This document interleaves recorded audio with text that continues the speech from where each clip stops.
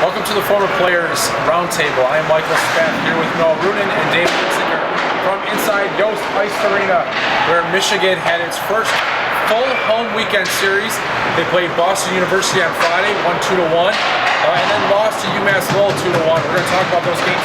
Guys, I think what stands out to me so early about this team is, we talked about this a week ago, the youth of this team, but everybody just seems to be playing on the same page. There's not a one line that's not clicking. Everybody seems to be clicking. The defensive pairings seem to be getting along, and all the forward combinations. How many times have we seen Red Berenson early in the year try this forward combination, that forward combination, and it just seems like this year they have a good group that they're going with 6 games into the season. Well, it's working so far for sure, and I think what's working is the energy of these young players and lines and pairings and deep pairings. There's a lot of speed out there, there's a lot of energy, they seem to be playing with a lot of excitement every time, and if you have lines that are working hard and playing hard, they're probably going to work out well for you, and coach isn't going to mind throwing a whole bunch of different lines up consistently because of how hard they're working, how quick it is. It was a really fun weekend of knockout. I don't think we should be surprised by this at all. I mean, for the last 25 years, coach has had an amazing program with lots of success. And last year we took a step back, and I think that is sort of made a lot of people think that we're starting over. We're not starting over. We still have the base, and we should have some success, and we did have some success this weekend. Well, I think that's a big thing, is that, I was talking to Matt, and I said, do you think you guys have exceeded expectations earlier this year? And he's like, well, whose expectations are we talking about here? We're talking about fans that, hey, we didn't make the tournament for the first time in 23 years and now they're done with us. We're talking about the expectations in the locker room that, it's like, I can tell you this, I came in the year, the goal has remained the same. Last year was to win a national championship, this year is to win a national championship. Well, and it's always that at Michigan. That's why you come to Michigan, is to win the national championship. And I agree with Matt, in the locker room, it should have changed. And I'm sure, like he said, that in the locker room last year, it wasn't like their goal was to not make the tournament. It was an unfortunate turn of events. The team did not perform like they should have. And I think you're right that their expectations have never changed. And like Dave said, the program has not really changed. And the freshmen coming in are still top recruits. The players here are still top quality players. And now they're playing like they thought they were going to last year, but they're actually starting off this season this year. How much do you think this early success is a reflection of the team leadership, of the captains, having guys like Mac Bennett and Derek that are your hardest working players night after night, and what they bring to the table? How much of that is what we're seeing from this team? I think it's important, but I don't think it's the whole story. You have to have good leadership from the top all the way down to the lowest players, right? It can't be just 3 guys leading the way. I know that my freshman year, our whole senior class was really a great leadership group. In other years, we had not just the seniors, but also juniors. And you have to really have a bigger group than just 3 guys. 3 guys can't do the job. Well, the big story early this season so far has been Steve Racine goes out for 3 games with a groin injury. We saw him practicing today, so there's a really good chance that he will be back for Michigan Tech this weekend. But Zach Nagelford, this true freshman, has played really well. And I think there was a great quote from Alex Gupton on Friday night when they beat Boston University. They fell behind 1-0 in that first period, and it was one of those games where they were absolutely dominating in the first period. And then BU had, well, let's face it, BU had the best shot of that first period. Up in the top right corner, scores a goal, and I think it was like 16-5 in shots. You could say, oh my gosh, what happened with the goalie? But instead, Guptill said after the game, listen, night and day from last year, this year, when that goal went in, none of us slumped our shoulders, none of us thought, well, we're done. The game's over with. They thought, our goalie's going to make the saves we need to make, and we're going to come back in this game. How big of a difference is that? Well, being a goalie, and we talked about this before a few minutes ago, how the night and day difference, in my opinion, has been the goaltending, whereas last year it seemed like they weren't sure who to throw in the net because they didn't know what they were going to get. Whereas this year now, unfortunately, Steve Racine went down a couple of days into the season. He seems to be okay, or at least he's practicing. But I think the guys feel comfortable that both goalies are given a chance to win. And like you said, with that 1-0 deficit early against BU, even though they dominated the game, whereas I feel last year at 1-0, the goaltenders might get another weak goal to make it 2-0, and then everyone collapses and they kind of let those games get away. Whereas this year, you're not seeing that. They're staying strong, they're making the saves they should make, they're not letting these games get away from them and allowing their offense to find their way. And they're averaging over 30 shots a goal on goal a game. And I think as long as you goaltenders give their forwards a chance to produce and not kind of let those games fall apart early, which they have done so far this season, which is why we have a winning record, you're starting to see the confidence kind of come back to the team, back to the goaltenders, which they didn't really have last year. Well, I think it's interesting. Even the loss that they had against UMass Lowell wasn't a game that they lost 7-3 or something like that. It was 2-1. So the goalie gave him a chance to be in that game. Well, and Zach Nagelberg played great. He made some huge saves early on that game. They had some point-blank chances in the slot that he kept the team in the game and allowed them to at least try to make an effort in a comeback. Unfortunately, I'm sure Dave will talk about this, that 35 shots on goal is great consistently, but those shots are going to start turning into goals. Otherwise, you're going to see a lot of junior houses, and those aren't going to rack up. But I agree. The goaltending, whether it's been Racine so far or Nagelberg stepping in it as he had to, and we're not sure who's going to be around this week when it comes to health. But it's got to be great for the goaltenders and for the team to know who's in there. They seem to be giving their team a chance to win. Dave, I want to ask you about defensemen for a minute because the goalie play is much improved, but how much of this goes back to the defensemen? When I look at them, you've got 3 freshmen out there, and a lot of times that always says with freshmen, as long as they're doing the simple things, just, hey, we get the puck, we get it out of the zone, we're not trying to make the fancy passes, maybe they're not contributing offensively yet, but just keeping it simple. How much do you think that contributes to the success defensively? I think it's bigger than just a defenseman, Michael. I think the biggest things you have to deal with is full defensive coverage. Last year, to be honest, it was too loose. It was too good quality opportunities. And then what was scary about last year, and I don't want to keep talking about last year, but last year is we would see that first period where we would get 16 shots and they would get 3, and we give up a goal, and we'd be down 1-0. And you sort of wondered this weekend when it happened with versus BU, how they would react. And you saw it with the positive reaction, the fight that they showed, and eventually winning the game. So yes, it's good. I mean, we are young and they're playing well and they're doing the simple things, and they will make mistakes this year that will cost them. But in the scheme of things, it's more than just these defensemen. It's the forwards playing good tight checking, also good team defense, which creates not as good a shots on the goalies, which really helps make the goalies play. And I think from a goalie's perspective, simple plays and good decisions and getting the puck in and out and the forwards coming back. It means a lot to a goalie in the D zone to not worry that your team ain't going to turn it over. You're going to try to bounce that out. It's going to be picked off for a great quality chance. You're more comfortable as well that, hey, they're going to make that smart play, that simple play. They're just going to leave it to one shot or perimeter shot.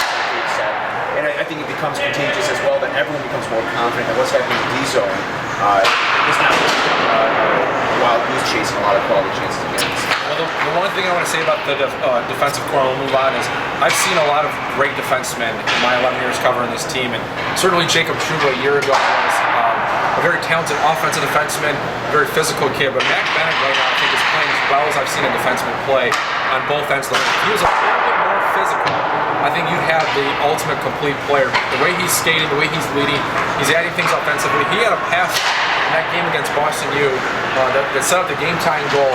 When he was on the point on a power play, he looked a couple men off to the left and made a perfect cross-ice pass to Tyler Mott. Let's give credit to a true freshman that buried it.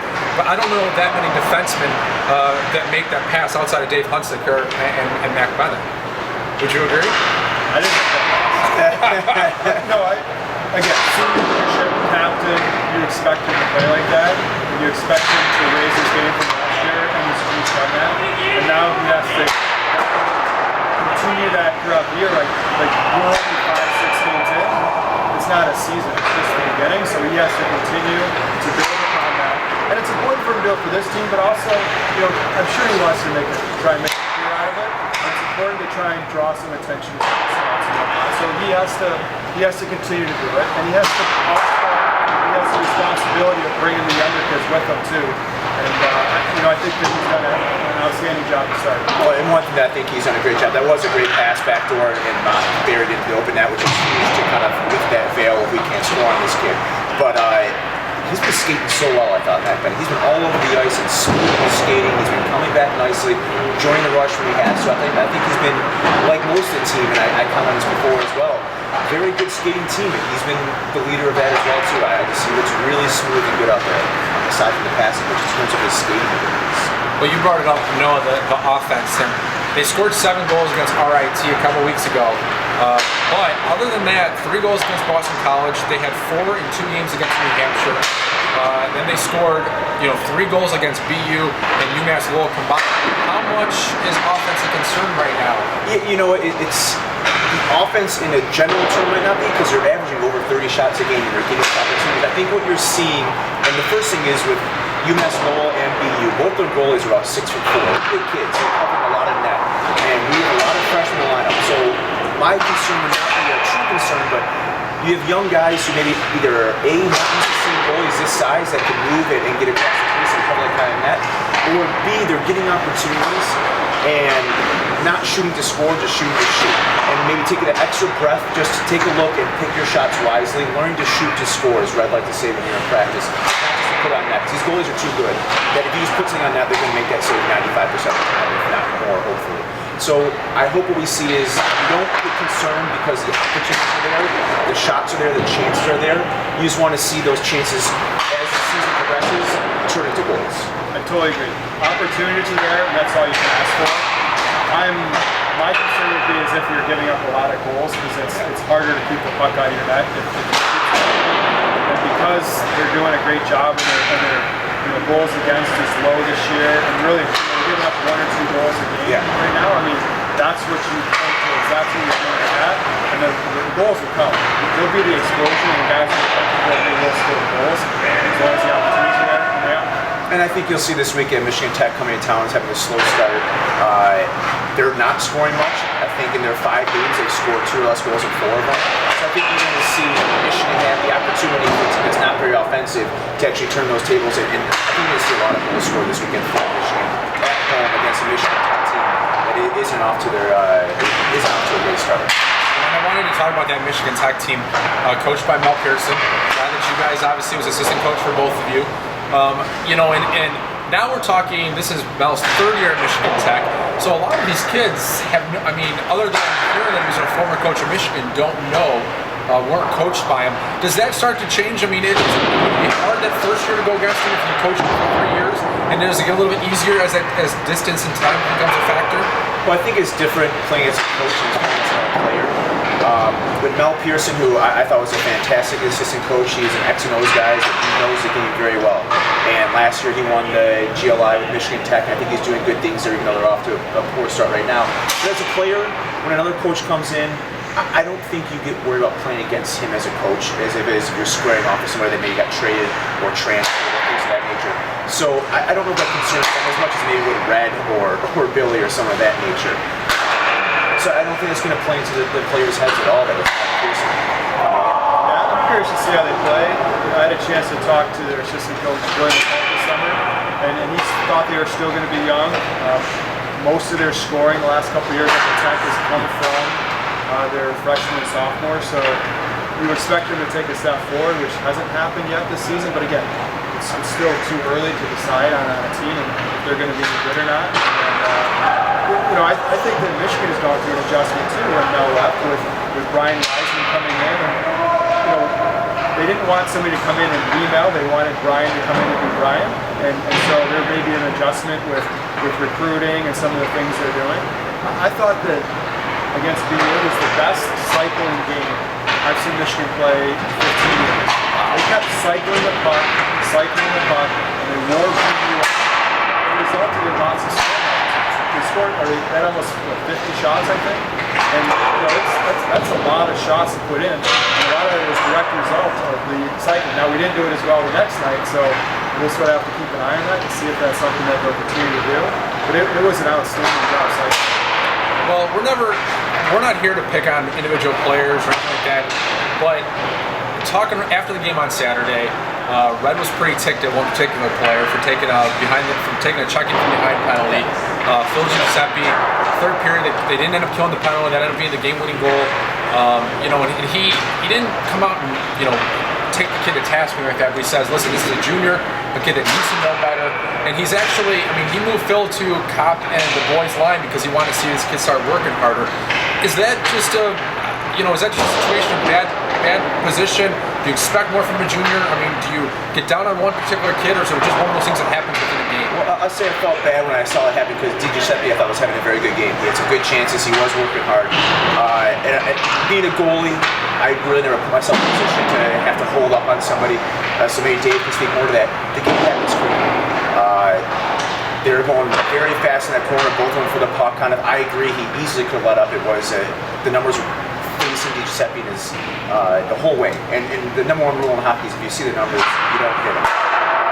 So it was a terrible time to take that penalty. I agree, but it happens quickly a lot of times. I don't think there's malicious intent. I don't think he said, I'm going to do something, out of control. It wasn't one of those type of plays. It just kind of happened bang, bang. And I'm sure he's regretting that play as well. But it's something you learn from it. And hopefully he can, move forward as well as a player.